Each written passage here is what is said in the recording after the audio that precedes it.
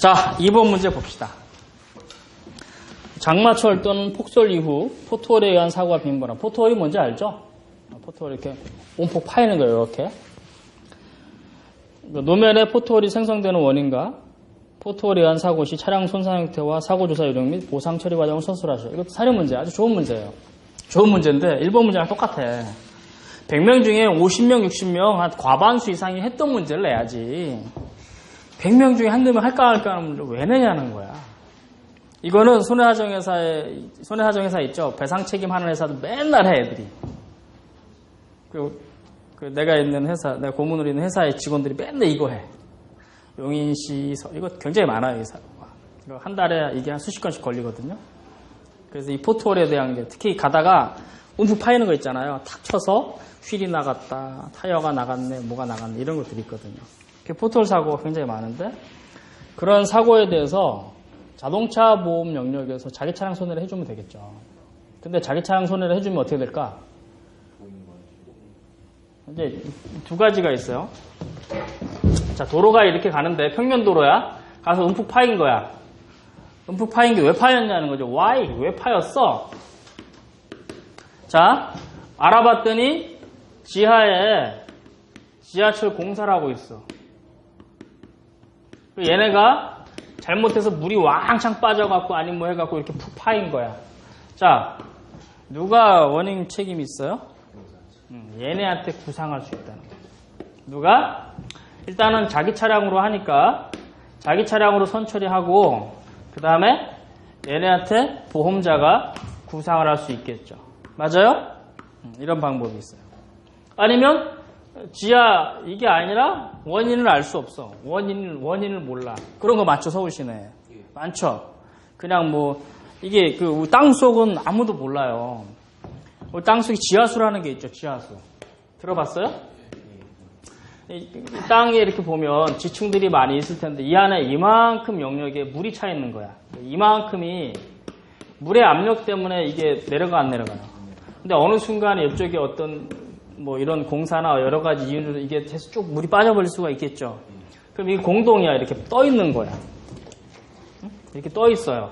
이렇게 지하에 이렇게 물이 빠져버린 거야, 물이. 그러면 떠 있다고. 어느 순간에 비가 막 스며들고 이렇게 하면 이게 푹 꺼지겠죠, 이렇게. 이게 포토월의 가장 대표적인 현상들이거든요. 그랬을 때 원인이 불명해. 그러면 누가 책임을 질까? 아, 재수없어? 도로공사? 아니죠. 지자체가 책임을 져. 그러면 이 지자체는 어디냐면 보험계약자가 어디냐면 여러분들 처리 안 해봐서 모르죠. 나 직원들이 맨날 해봐서 알아. 나도 한두 건 했거든. 한국지방재정공제가 있어요. 그러니까 이 문제 낸 사람 뭔지 모르지만 이 사람들이 한 번도 안 해봤어. 그거 내는 거야. 난 해봤거든. 1, 2번을 다. 한국지방재정공제가 계약자고 피보험자는 용인시청, 서울시청, 강남 뭐 이런 게 있는 거야. 오케이? 용인시청 얘기해. 내가 용인 사람이니까. 그러면 여기서 얘들이 해갖고 내가 자차보험으로 100% 선처리 구상하는 친구들도 있지만 이 강남구 지나가다가 강남구 쪽에 포토월이 생겨서 어떤 강남구에다 항의 전화합니다. 도로교통과 이런 데다가. 내가 지나다가 언남로 어디 부분에서 이렇게 됐는데 돈 물어내. 그러면 걔들이 사실주사해요. 맞아요. 그럼 어떻게 해요? 보험으로 처리하죠. 그 한국지방재정공제. 삼성화재 보험 들어있어요. 재물보험으로. 그럼 거기서 이것도 뭘 해야 되냐면 자동차 보험은 상관없는 거지. 재물보험 하는 친구들이야. 도로가 몇 번 도로 이렇게 있어요. 그 몇 번 도로 어디부터 어디까지 이게 보험이 들어와 있다고. 근데 이면 도로는 안 들어와 있어. 그런 거 확인해야 돼. 그런 거 다 확인하게 됐어요. 어쨌거나 이 원인 불명일 때는 지자체가 책임을 져야 되고요. 지자체는 한국지방재정공제에 보험이 들어있기 때문에 그 보험으로 처리합니다. 이걸 내가 다 해봤잖아요. 근데 이거 출제한 사람이 해봤을까? 아마 내가 알기는 안 해봤어. 왜? 물 출신이니까 물 출신은 할 일이 없거든요. 자, 그래서 이런 지금 얘기하는 거 이해되시죠? 포토월이 뭔지. 자, 그러면 자, 이거를 이제 머릿속에 두고 이 정도의 과정을 머릿속에 두고 다시 한번 문제를 꼼꼼히 보자는 거죠. 장마철 또는 폭설 이후, 한겨울이나 그러니까 폭설 이후라는 게 이것도 말이 안 맞는 게 폭설 이후에 날이 꽁꽁 얼었는데 포토월이 생겨 안 생겨? 안 생기죠. 어때? 해빙기 때. 장마철을 지나거나 아니면 한겨울 지나서 해빙기 때 그때 되면 어떻게 돼요? 이게 얼었다 녹았다 얼었다 녹았다 하니까 어떻게 돼요? 이게 그 아스팔트가 떨어져 나가는 거야. 그냥 어쨌거나 그렇게 이해하시면 돼요. 장마철 또는 폭설 이후 해빙기 시절에 그 시기에 포트홀, 구멍이 온폭 파이는 사고가 빈번하다. 얼마나 빈번해? 우리 지금 보상에 있는 친구 하나 있으니까 얼마나 이런 거 많이 있어요? 건? 거의 없어. 하여간 근데 빈번해. 빈번하게 발생이 됐어. 거의 없는데 빈번해. 노면에 포트홀이 생성되는 원인 쓰래. 자, 첫 번째 질문이 뭐야? 포트홀이 생성되는 원인. 아까 얘기했잖아요. 어떻게 된다고요? 지하수가 이렇게 있었어도 빠질 수도 있고 공사 중에 있을 수도 있고 여러 가지 원인을 알 수가 없어요.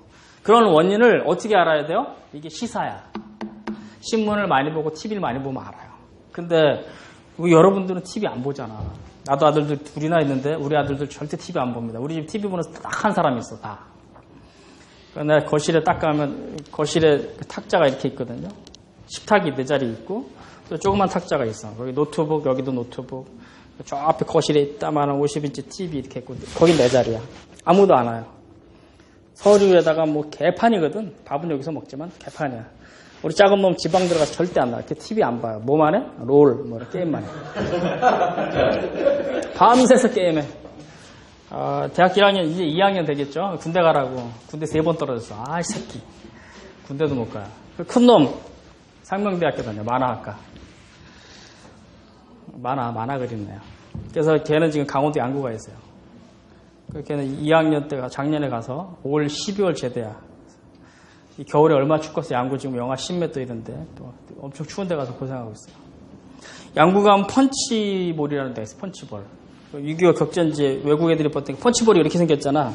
꼭 그렇게 생겼어요. 그래서 펀치볼이 여기 왜 있어? 지명이 펀치볼이라는 게 있더라고. 걔도 지면이 이렇게 펀치볼이 이렇게 생겼잖아요. 그런 지명이었어. 포트홀도 이렇게 땅이 이렇게 꺼진 거예요. 이렇게. 자, 포트홀이 생성되는 원인. TV 봐야지 안다 그랬죠. 여러분 TV 봐 안 봐? 안 봐요. 게임만 하지 말고 가끔 가다가 여러분 시험 보기 끝날 때까지 뭐 해요? 신문을 꼭 보세요. 신문에서 다루는 게 시험 문제 꼭 나. 근데 신문에 다루는데 뭐 마돈나가 어떻고 뭐 연예계 이딴 거 말고 북에서 핵을 쏘고 이런 거 말고 자동차에 대한 어저께 계속 떠들었던 게 보험 강사 윤모 씨 뭐 보험 사기 치다가 어쩌고 계속 보험 강사 어떤 새끼 보험 강사 이거 걔 뭐 하는 거 했더니 거기서 또 누구 나오지 경찰 출신 또 그분이 있어요. 또 나오는 게 뭐 손해사정 있고 조금 많이 있는데 그런 사람들 보험에 대해 잘 알고 우리 마누라 모르지. 내가 보험 사기 치면 걸리겠냐? 빙신들이니까 걸리지. 손해사정사들은 절대 내가 만약에 보험 사기 치면 걸려 안 걸려? 절대 안 걸려요. 왜 걸려 내가? 완벽하게 벗어나는데. 그래서 내가 우리 애들한테 강의할 때 처음에 딱 얘기하는 게 혹시나 나중에 너네 이거 하다가 손보상 어디서 보험 사기나 이런 거 연루된 거 나한테 오면 너네는 영원히 매장시킬 줄 알아라. 이 얘기를 꼭 해요. 왜냐하면 보험 사기 사례를 강의할 때 있거든. 쭉 해서 그리고 약관 설명할 때 요럴 땐 되고 요럴 때 안 되는 거 다 설명해 주거든요. 나중에 여러분 설명해 줄 거야. 타이어가 이렇게 여러분 그 약관에 보면 타이어나 튜브에만 생긴 손의 면책인데 아침에 일어난 타이어 4개를 어떤 놈이 찢어놨어. 면책 있거든. 거기다가 잽싸에 가서 망치 하나 갖다 시그널 하나 빡 깨면 부책이야. 다 이렇게 싹 바뀌는 거 다 얘기해줘요. 그러면 그런 얘기를 해주지. 이런 거 하다가 걸리면 내가 니네 가만 안 둔다. 그런 끼 있는 애들 있거든요. 작년에 어떤 놈이 강의 듣는 놈 2놈이 오토바이 사고 났는데 진짜 빠져갖고 강의를 안 들고 있었던 놈이 있어. 내가 누군지 얘기 못하는데 부산에서 온 놈이랑 어떤 놈이 있는데 자빠져서 안 와. 이게 되게 보험 사기치는 이것들 끼가 있어. 택시 받쳐갖고 한 100만 원씩 받고 안 나오는 거야. 하여간 그래서 그런 얘기를 좀 해줘요. 그래서 보험 사기 이런 것도 다 얘기해주고 하면서 늘 얘기하거든. 근데 어저께 한참 떠드는 게 그거야. 보험 강사 윤모 씨. 그 친구가 누군가 이제 쪽 언론을 여기저기 내가 하면서 봤는데 그 RC들 리스크 컨설턴트라고 그래요. 지금 RC. FC는 파이낸셜 컨설턴트. 이제 생명보험 설계사는 FC, 손해보험은 RC라고 그러는데 그 RC들 대상으로 강의하는 친구야. 그런 놈들이니까 사기치지. 손해사정사하고 손해사정 강의하는 사람이 사기치겠어요? 칠 일이 있어도 안 쳐. 쪽팔리잖아. 뻔히 다 하는데. 그날은 어떤 일 갖고 보험회사에 전화해서 예전에도 뭐 하나 해서 치아가 약간 파절되고 보험금 청구했는데 한 번은 그러고 또 한 번 그런 적이 있어요. 근데 한 번 그랬까. 근데 실사를 나오니 어쩌니 딱 한마디 딱 했어. 야, 내가 납입보험료가 얼마인데 너 15만 원, 30만 원 주면서 뭐 손해사정을 보내냐? 한마디 딱 했어. 어떻게 됐을까? 바로 보험금 입금됐어요. 그죠? 납입보험료가 얼마인데 그리고 10몇 년 동안 무사고 한 번도 보험금 청구해본 경험이 없는데 15만 원인가 30만 원 주면서 어쩌고저쩌고 고객님 어쩌고 이런 소리 한마디 딱 했거든요. 모르는 것도 아니고. 그래서 보험 사기 칠 생각도 없고 사기치면 얼마나 잘 치겠어요. 우리 같은 사람이. 전문가들인데. 근데 손해사정사는 이런 거에 도덕적으로 굉장히 투명해야 돼요. 이런 거 실제 걸리는 게 굉장히 많거든요. 뭐 이런 금전적인 연유가 되려면 엄청나게 연루가 많이 돼요. 근데 손해사정사는 그런 거에 대해서 그래서 우리가 손해사정사의 덕목적이 뭐냐면 그런 것들이 공정하고 이런 것들을 굉장히 따져요. 근데 재밌는 건 보험업법 보면 손해사정사가 하지 말아야 될 건 되게 많은데 해야 될 건 하나도 없어. 어느 정도 이상이 그러니까 내가 대학 논문에도 있지만 어느 정도 금액 이상은 반드시 손해사정을 붙여갖고 하게 되는 이렇게 하는 건 하나도 없어요. 하지 말아야 될 건 많아. 친척 거, 가족 거, 뭐 손해사정 하지 말라는 건 되게 많아. 뭐 하지 말고 뭐 하지 말고. 근데 해야 될 건 하나도 없어. 니네 왜 하냐는 거야. 손해사정사 해야 될 게 없어요.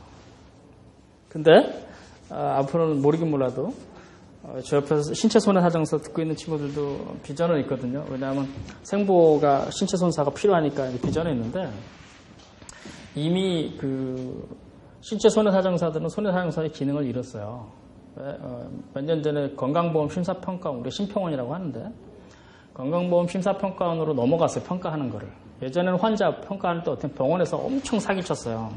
주사액도 영양제가 있고 뭐 있고 막 있거든. 그럼 이건 일반 영양제는 이거에 주사액이 따따블 비싸. 그러면 주지도 않은 걸 막 쓰고 막 이랬다고. 엉뚱한 거를. 보상지원이 그거 까는 거야.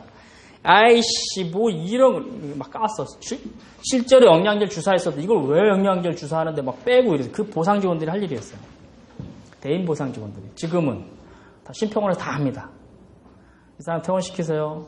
왜 건강보험 심사평가 다 해갖고 보내줘. 그러면 보상지원 할 게 있어 없어? 없어. 합의만 하는 거야. 가서 선생님 퇴원하시죠.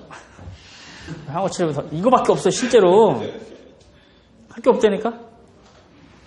그럼 지금 누가 키예요? 사람은 우리 학과장 교수님 얘기하는 게 있어. 사람은 몇천 년 오스트랄라 삐딱구스나 지금 우리 사피엔스인 우리 호모 에렉투스 이후에 우리나 뼈 208개면 이렇게 한 거 다 똑같다 거의. 변하는 게 있어요 없어요? 없어 사람은. 이해돼요? 그리고 의료기술이 워낙에 발전이 돼갖고 웬만한 거 예전에 기왕증 때문에 뭐 허리 받치면 뭐 어쩌고 지금 그런 거 다 나타나요. MRI 뭐 엄청 좋아져서. 사람은 이미 이제 돼 있는 거 그리고 국민소득 아직 3만 불도 안 돼요. 독일이나 일본은 5년 내에 3만 불을 뚫고 올라가는데 2년에서 2만 달러에 3만 불. 우리는 10년이 넘어들어 아직 3만 불이 안 넘어.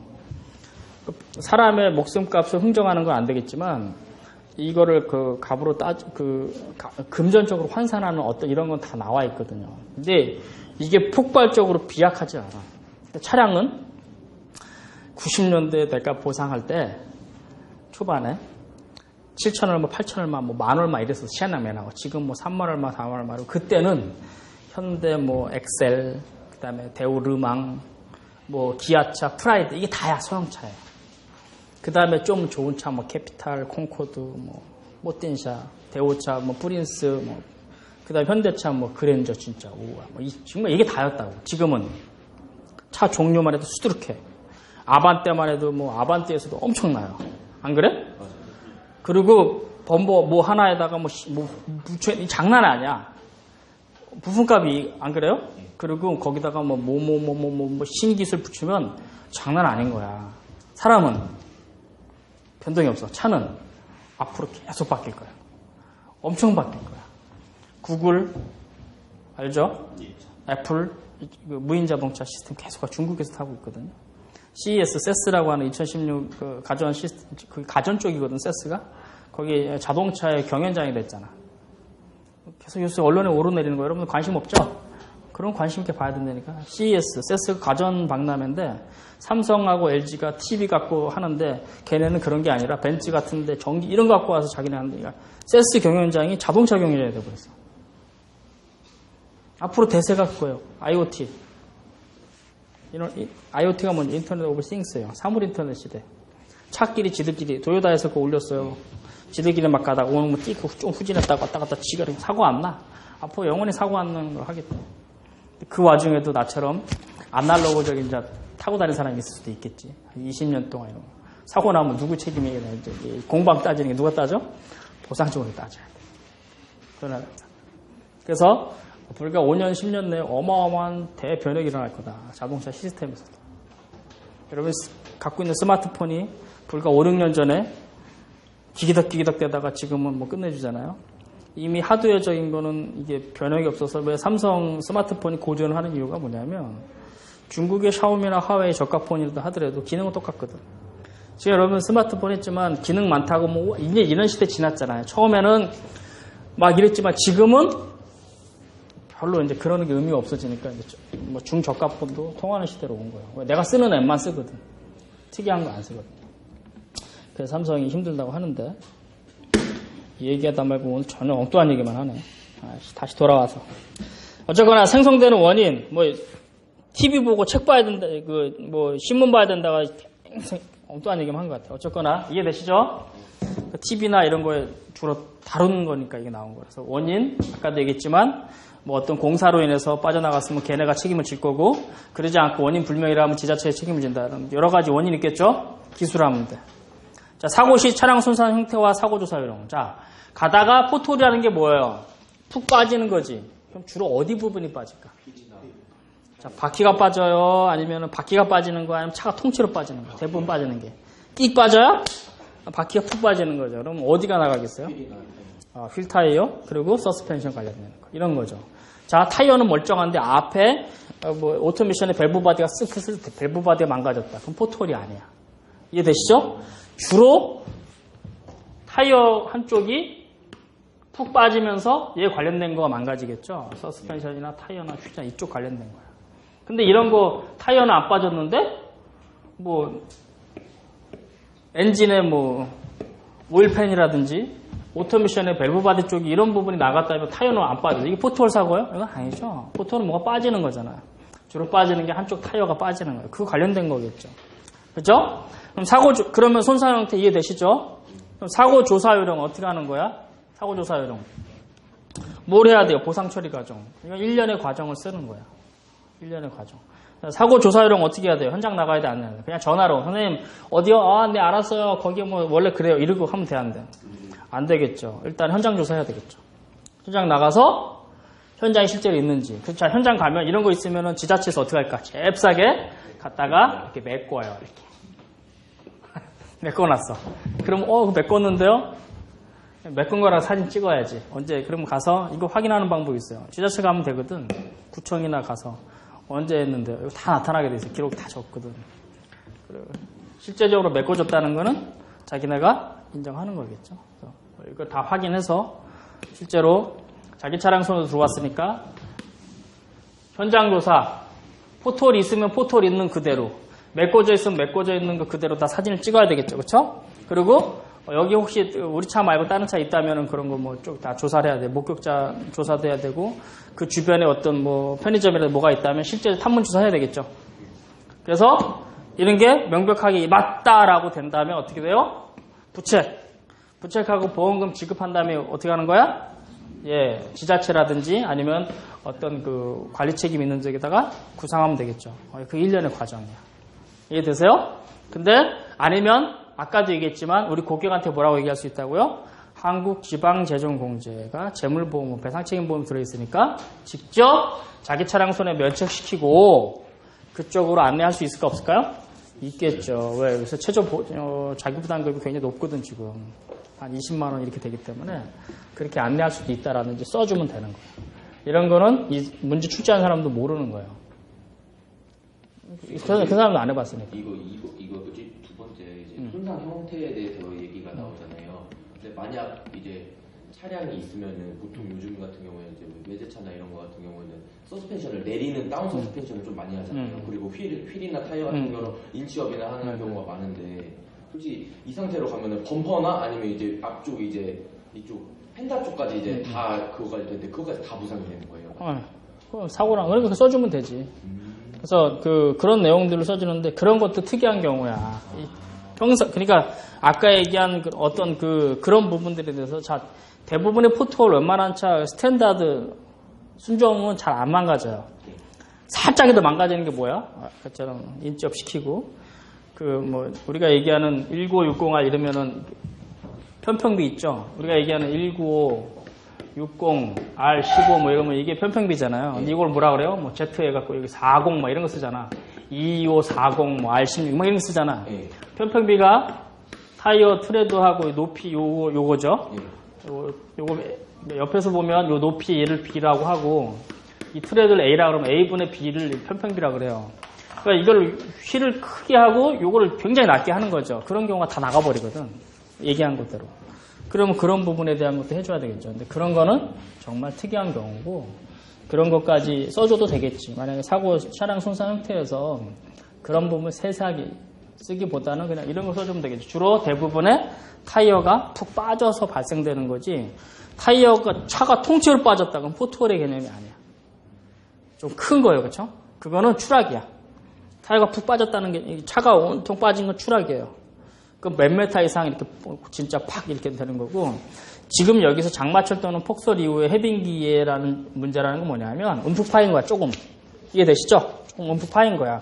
그 정도에 뭐가 지나가다가 타이어가 탁 지나가면서 친 거기 때문에 주로 망가지는 게 타이어나 휠 정말 많이 망가지고 서스펜션 조금 해요. 근데 어떤 진짜 많이 타이어가 푹 차가 전체적으로 꺼졌다 그건 포트홀의 개념이 아니라는 거죠. 추락의 개념이야. 약간 좀 차이가 있겠죠. 그래서 2번은 그 정도로 해서 여러분들 정리하면 될 것 같아요. 자, 3번 문제 봤더니 이것도 20점짜리 잘 만들었어. 사례는 잘 만들었어. 욕하는 건 아니지만 잘 만들었어요. 근데 좀 내가 생각할 때 100명 중에 한 50명, 60명 이상이 늘 해보던 문제 냈으면 좋겠는데 왜 이런 문제 낸다는 거야. 재작년에는 뭘 냈어요? 세차기, 주유소에서 세차기야. 안내를 제대로 안 한 거고 작년 문제는 혼유사고예요. 자, 혼유사고 자동차 보면서 해줘 안 해줘? 면책 부책, 자기 차량 손해에서. 응? 혼유가 자기 차량 손해에서 면책 부책. 자, 혼유가 뭐예요, 혼유 가장 대표적인 게 어떤 거냐면, 디젤차에 가솔린을 넣는 경우에. 근데 국산차는 한 대도 없어요. 다 100% 뭐예요? 다 외제차야. 왜 그럴까? 나는 우리나라에서 왜 이런 걸 국토해양부나 이런 데서 이런 걸 수입을 허가를 하는지 이해가 안 돼요. 국산차는 디젤차 주입구에 휘발을 꽂으면 안 들어가요. 이게 이게 차이가 있다고. 연료탱크 이게 주입구가 절대 안 들어가. 국산차는. 외제차는 다 들어가요. 그러면 우리나라 국세청 보면서 우리나라 차 그렇게 많은데 야 이 새끼들아 연료 주입구 틀리게 해 이렇게 수입하면 사고 안 난다니까? 근데 다 들어가. 그러니까 수입차만 생긴 국산차에서 얘기 들어봤어요? 국산차에서는 국산차는 안 난다니까요. 근데 어쩌다 혹하다가 가솔린에다 디젤 집어넣는 경우 이런 것들. 디젤에다 가솔린 넣는 거 별로 많을까. 가솔린에다 디젤 넣는 거야. 이거는 별로 없어요. 디젤에다 가솔린 넣어도 솔직히 별로 의미 없습니다. 왜냐면 휘발되니까. 가솔린에다 디젤 넣는 건데 이게 주입구가 차이가 있다고. 이런 거죠. 가장 대표적인 게. 어쨌거나 개념은 그거야. 디젤 차에다 뭘 넣어요? 가솔린에다 뭘 넣어요? 디젤 넣는데 이게 이제 심각한 거야. 이건 별로 덜 심각해. 근데 어쨌거나 두 개 다 혼유예요. 혼유의 개념 뭐라고요? 서로 틀린 걸 넣는 게 혼유죠. 그 개념을 써주면 되고. 주유소에 주유를 하고 주행 중 엔진이 정지하는 상황이 발생되어 보험회사에 사고를 접수하였다. 혼유사고래. 딱 명기를 해놨어요. 이러한 상황에서 초동조사 및 자기 차량 손해 보상 처리 여부에 대해 서술하시오. 면책입니다. 면책이에요. 자, 그러면 결론은 면책이야. 혼유사고 면책인데 면책은 뭐냐면 자, 우리가 얘기하는 자기 차량 손해 보상하는 손해는 어떻게 되냐면 회사는 피보험자가 피보험 자동차 소유 사용 관련 동안에 다음과 같이 이렇게 해서 쭉 나옵니다. 근데 재밌는 건 뭐 약관이 개정되면서 다음과 같이 상세한 내용은 각 보험회사의 기준에 따른대. 응? 보험회사 기준에 따라요. 보험회사 약관을 보면 충돌 담보가 있고 그냥 추락 이런 거 포괄 담보가 있어요. 충돌 접촉 뭐 이런 거 타물체와의 충돌 접촉이 있고 자기 차량 혼자의 사고가 있는데 그런 게 막 빠져 있는 게 있어요. 약관에도. 그러니까 뭐냐면 예전에는 약관이 쭉 명기돼 열고 책임주의라 그래서 네임드 폴리시거든. 그러니까 뭐냐면 하나하나 이름을 호명했어. 뭐 충돌, 접촉, 추락, 비례물에 의한 손해, 낙하물에 의한 손해 뭐 이런 것들이 다 명기가 돼 있어요. 도난에 의한 손해. 혼유는 안 나와 있어요. 이해돼요? 혼유가 나와 있던 부책이에요. 혼유는 안 나와 있기 때문에 면책이에요. 그래서 또 우리가 뭐냐면 자동차의 사고라는 거는 급격성, 우연성이야. 외래로부터 오는 거거든. 그래서 이제 그 급격하고 우연한 사고를 보상을 해주는데 혼유라는 건 뭐야? 급격한 거, 우연한 거 그런 것도 아니죠. 착오에 의한 거, 착오에 의한 거. 그렇기 때문에 우리가 담보하는 보상 영역이 안 돼요. 그런 거 써주면 돼요. 그래서 면책이라는 거야. 그러면 면책인데 어떻게 돼야 되냐? 자, 이 혼유 사고도 재물보험이 따로 있어요. 그래서 영업배상 책임보험에서 주유소에서 영업배상 책임보험을 들면 그쪽에서 해주는 거야. 자, 그러면 어떻게 되어 있냐면 매뉴얼을 볼게요. 새 차나 이거랑 똑같습니다. 나도 주유를 하러 가지만 주유하러 딱 가면 휘발유 차야 내 차. 휘발유 앞에 딱 세워. 그리고 얼마 넣지? 5만 원이요 이렇게 얘기한다고. 이해돼요? 휘발유 5만 원. 휘발유 내가 얘기 안 해. 안 해. 왜? 내 차 휘발유 앞에 세웠으니까. 오케이? 근데 원래는 뭐라고 얘기해야 돼요? 나도 휘발유 5만 원 넣어주세요. 이렇게 얘기해야 되는 거야. 그러면 자, 이 주유원은 어떻게 해야 돼요? 5만 원 얘기하셨으면 5만 원 주유합니다. 이렇게 얘기하는데 휘발유 5만 원 주입 요청하셨습니다. 휘발유 5만 원 들어갑니다. 이렇게 얘기해야 돼. 그게 복명목창이에요. 이해되세요? 재작년 시험 문제 똑같아요. 세차원도 여러분 가면 세차원 가죠. 가면 이 마스크 쓰고 이렇게 X자 딱 하고 가만히 있어. 말도 안 해. 그리고 와서 이따만한 거 들고 얘기해. 뭐라고 써 있어? 브레이크 밟지 마세요. 뭐 이렇게 N에다 놓으세요. 막 이거 막 이렇게 떠들어. 사고 나잖아? 이 책임 100% 면할 수가 없어요. 절대 못 면한다고. 반드시 뭐 해야 돼요? 내리고 N에 누세요. 확인하고. 응? 브레이크 절대 밟지 마세요. 안내하고 주지하고 아이 컨택하고 닫고 자 세차 출발하면 이렇게 해야 돼. 이해돼요? 그렇게 해야지 책임이 없는 거야. 이거 책임 면할 때 할 수 없어요. understand? 그게 재작년 문제인데 하여간 이것도 그거 연속되는 문제야. 자, 어떻게 하게 돼 있냐면 매뉴얼에 대한 매뉴얼대로 하는 거예요. 매뉴얼 어떻게 돼 있어요? 휘발유 5만 원 주유 요청했습니다. 휘발유 5만 원 들어갑니다. 이렇게 하고 해야 된다고. 네, 휘발유. 내가 디젤인데. 네, 휘발유 이러면 내 책임 있어 없어?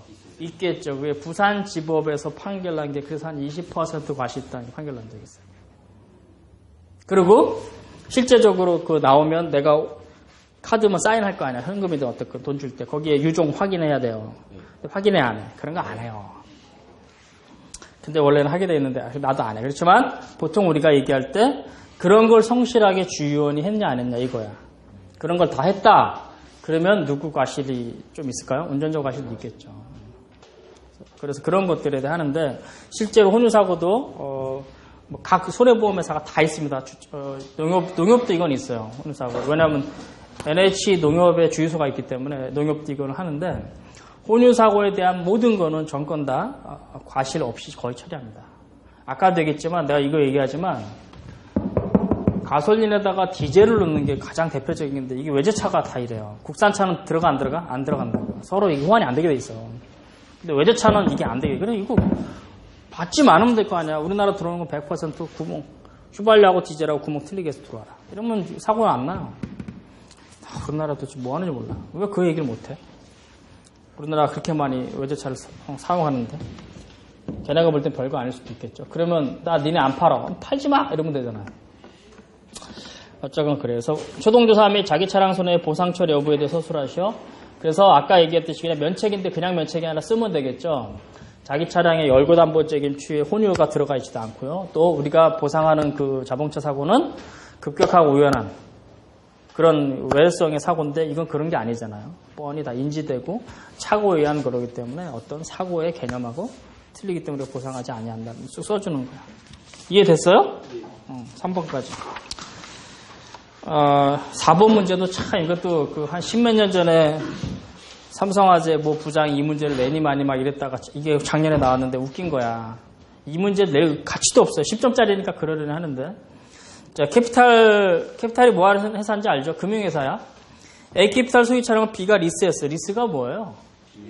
빌리는 거야. 리스 계약을 체결하고 그러면 여기서 뭐냐면 리스 계약하고 임대차 계약이 있어요. 렌트카가 있다고. 좀 문제를 내려면 리스하고 렌트하고 구분해서 내든지. 자, 여기서 뭐냐면 리스의 종류를 얘기하래. 리스의 종류.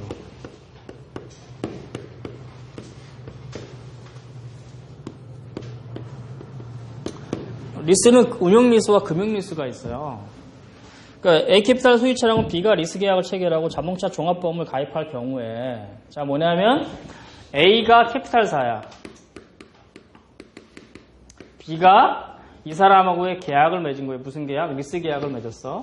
그래서 이 사람이 보험 계약을 맺는 게 아니라 계약자면서도 엔드 피보험자가 되는 그런 계약이에요. 자, 이런 계약인데 자 보험, 자동차 종합보험을 가입할 경우야. 근데 뭐 누가 가입하는지 몰라. 이때 리스 자동차의 종류와 리스 자동차 종류가 뭐가 있다 그랬어요? 운용 리스와 금융 리스가 있다 그랬어.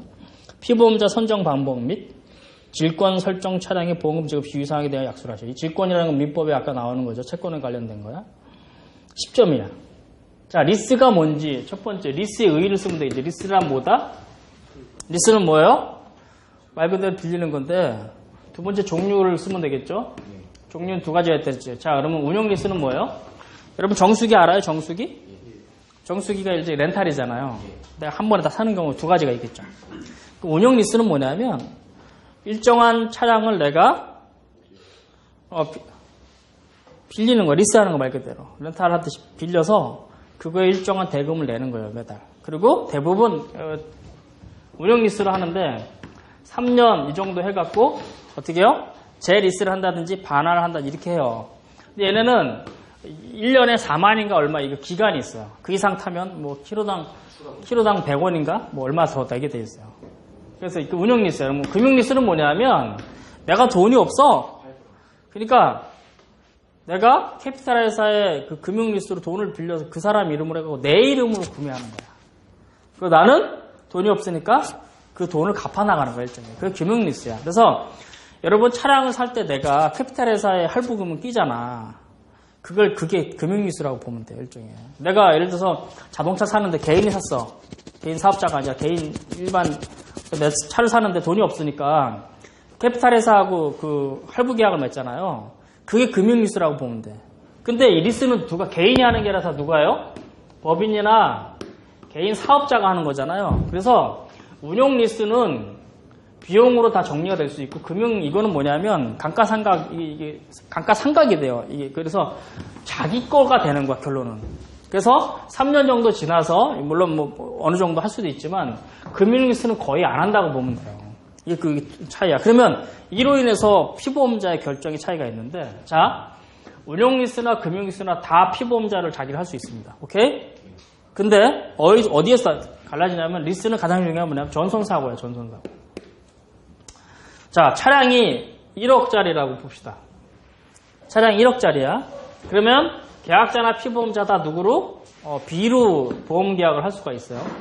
응? 리스는 그래. 1억 사고인데 분손 시에는 분손이 뭔지 알죠? 부분손해야. 분손 시에는 보험금 지급할 때 아무 문제 없죠. 근데 전손 시에가 문제가 되거든. 얘를 할 때 이때 질권을 설정하게 돼 있어요. 질권 설정이라는 건 뭐냐면 이 차에 대해서 이게 1억짜리 차야. 내가 초도금 1,000만 원만 받고 3년 뭐 다달이 100만 원씩 해서 내가 리스 계약을 해서 줬단 말이야. 그러면 배달이 1,000만 원에 100만 원 받아봐 2년밖에 못 받았어. 그러면 3,400밖에 못 받았잖아요. 나머지 얼마? 6,600에 대해서는 권리가 있을 거 아니야. 그 질권을 설정. 그 권리를 등록증상에 명기합니다. 그리고 자동차 보험증권에도 명기해요. 질권 설정을. 질권 누가? A캐피탈사라고. 그래서 A캐피탈사가 분손일 때는 관여 안 합니다. 왜? 수리해서 원상복구하면 재산가치가 도록되니까. 근데 전손일 때는 누구야? 반드시 질권 설정한 캐피탈사에게 보험금 나가고 아니면 보험회사하고 상쇄된 게 확인되면 그 피보험자 돈을 주는 거야. 그거밖에 없어요. 그래서 키포인트는. 그거 질문한 거 그거. 아무것도 안 해 이거. 이해되시죠? 그러니까 질권 설정 차량에 전손권은 다 100% 금융 리스든 운영 리스든 뭘 한다? 질권을 설정하게 되어 있고요. 전손 사고 시에는 질권 설정에 따라서 반드시 누구에게 보험금 지급하게 되어 있다. 우선권이 질권 설정자에게 통보하게 되어 있다는 거죠. 이해돼요? 그게 리스야. 그러면 렌터카는 뭐야, 렌터카는? 렌터카는 하 이렇게 되는 거죠? 렌터카는 근데 그 넘버 보니까 아니까 쪽팔리니까 리스를 할 수 있는데, 렌터카는 대신 뭐 1년에 4만 그런 게 없습니다. 그냥 뭐 100만 대도 상관없어요. 그러니까 렌터카하고는 좀 틀린 거예요. 렌터카는 반드시 보험계약자나 피보험자가 누구로 돼 있어요? 그 렌터카로 돼 있어요. 개인이 못하게 돼 있어. 그 사람이 돼 있는데, 리스는 이거를 개인이 할 수 있다라는 거죠. 그게 가장 큰 특징이에요. 근데 분선일 때 문제 없지만 다 뭐가 문제라고? 전선일 때는 질권 설정에 따라서 반드시 누구한테 보험금 여부를 통보해야 된다? 전선보험금 피보험자한테 함부로 주면 안 돼요. 반드시 질권 설정된 캐피탈사의 동의를 얻어서 그게 완전히 해소됐을 때 주는 거야. 이해되죠? 그러니까 내가 손해사정을 지금도 하는 게 뭐냐면 그 스카니아라는 차량, 스카니아 알아요? 스카니아 차량에 스카니아 파이낸스 그 캐피탈 회사가 있거든. 스카니아 파이낸스 코리아라고. 그게 이제 국내 모 회사하고 그 재물보험으로 다 들어가 있어요. 자동차 보험이 없어서 자기 차량의 재물보험으로. 그래서 전선 담보가 다 돼 있어요. 기본으로. 그리고 수리비 담보를 하거든요. 그걸 내가 전국에서 그 건을 내가 다 해요. 그 건 저 혼자 하고 있는데 그 건이 1년에 몇 건이나 발생되는지 알아요? 스카니아가? 몇 건 발생될 것 같아요. 외제차야. 1년에. 내가 다 한다니까, 전권. 전국이요? 응, 전국 내가 다 해요. 스카니아는. 10개 미만이지 않을까요? 10개? 미만. 한 20건 정도 채 안 돼요. 그러니까 내가 혼자 다 하는 거야. 바쁠 때만 바빠. 1월 달에는 사고 하나도 없습니다. 그러니까 그게 어떤 사고야? 주로 이제 자차 보험을 안 받아줘요. 이 차들은 워낙 크니까. 손보사 자차 보험 안 받아줘서 캐피탈사가 질권 설정하는 거야. 그거를 회수하려고. 전선 사고 났을 때. 수리비 사고 나더라도 1년에 한 20건 미만 10몇 건밖에 안 돼요. 그게 전국 스카니아에만 수리하게 돼 있거든. 그걸 내가 처리하고 있어, 지금도. 할 줄 아는 사람이 없으니까.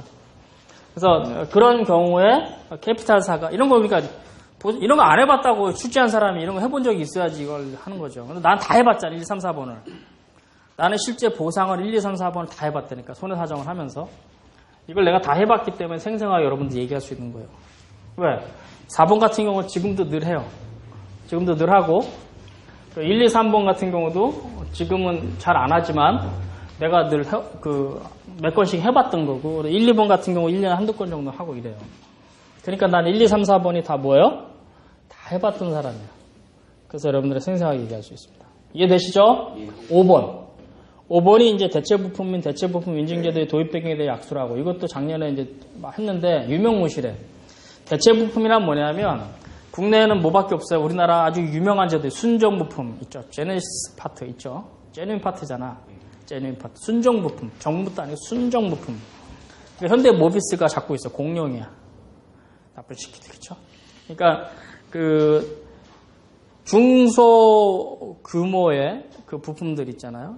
그걸 활성화시키기 위해서 만든 대체부품 인증제도예요. 그래서 대체부품 및 대체부품 인증제도의 도입 배경은 왜? 그 대기업 이게 아니라 자동차에 간단한 거는 중소업체들 그리고 OEM 납품하는 회사들도 많이 있잖아요. 그 사람들이 혼자 자력으로 활로를 찾아갈 수 있게끔 만든 제도야. 가장 대표적인 게 보쉬 알아요? 보쉬? 독일의 보쉬가 대체부품 회사였어요, 원래. 가시쇼 옵션을 최초로 만들어서 세계 최초로 만들었지만 보쉬는 보쉬 자동차라고 있어? 없잖아요. 근데 보쉬한 부품은 다 왜 알아? 부품 만드는 회사야. 대체부품 만드는 회사라고. 우리도 이 보쉬를 만들자 이거죠, 일종의. 근데 유명무실해졌어. 그래서 도입 배경은 여러분들이 그렇게 이해하면 되고요. 네이버 치면 다 나와. 현행 대체부품 인증품은 뭐가 있냐? 범버 껍데기. 범버 레일 아니에요. 범버 껍데기. 라이트도 안 돼. 시그널. 몰딩. 라제다 그릴. 펜다 껍데기. 문자 껍데기. 트렁크 껍데기. 후드 껍데기 이런 거예요. 주로 외판 판넬이죠.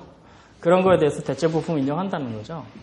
순정 부품이 50만 원이면 이거는 20만 원 미만 뭐 이런 식으로 저렴하게 한다는 건데 유명무실하다. 왜 이걸 만들려면 손해사정사한테 권한을 줘야 돼요. 미국 같은 경우는 손해사정사가 엄청난 권한이 있는 게 특히 차량 손해사정 쪽에 어떤 권한이냐면 그 주에 예를 들어서 어떤 카운티 어떤 이런 주에 어떤 게 있으면 부품이 순정 부품 있고 이런 대체 부품 이제 거기는 이제 카파라고 제도가 CAPA 카파 제도가 있는데 그 제도하에 할 수 있는 그런 어떤 그 공인된 부품이 있어요. 그런 여러 가지 부품들이 나오거든. 거기서 봐갖고 가장 저렴한 카파 제도 부품부터 손해사정사가 결정할 수 있어요. 손해사정사 이거 쓰자 하면은 부품 정비공장이나 고객이 감히 이의 제기를 못해요.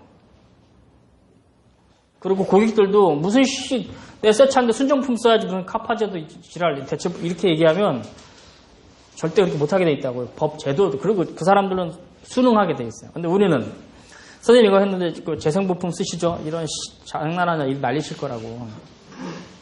근데 이런 거 만들었어. 피해자 만나서 선생님 대체 부품 쓰시죠? 야, 장난하냐 너? 바로 감독원에 전화한다니까? 그럼 감독원이 뭐라 그래요? 지네가 이런 거 만들어 놓고서 전화 받았으니까 왜 그랬어? 아, 그래도 너 필요 없어 임마. 이러고 너네 행정적으로 마이너스 이런다고. 웃기지도 않네. 이 대체 부품은 정말 좋은 제도예요. 그렇잖아. 10년 된 차 뭐하러 새 거 껴. 안 그래요? 안 맞는 거거든. 성경에 나온 새술은 새부대. 그쵸? 새 포도주는 새 포도의 그 부대에다 담아야 돼. 안 그러면 터지니까. 자, 옷이 있는데 이게 5년 됐어요. 새 옷을 하면 기운은 어떻게 될까? 이 부분은 괜찮은데 낡은 게 터지게 되겠어요. 엔진도 어떤 부품들 있잖아요. 오래된 건 차라리 어느 정도 갖춰진 거 하는 게 맞지. 어느 한쪽만 새 거 끼면 다른 부분 그걸 못 따라간다니까. 하여간 대체 부품은 그런 제도로 만들었는데 선정된 거 이렇게 했는데 제대로 아직까지는 좀 안 되고 있다. 그래서 좀 안타깝다. 그런 얘기 하고 싶어요. 좀 12시인데 밥 먹고 와서 1시 와서 나머지 또 2014년도 문제도 풉시다. 오케이? 식사들 하시고.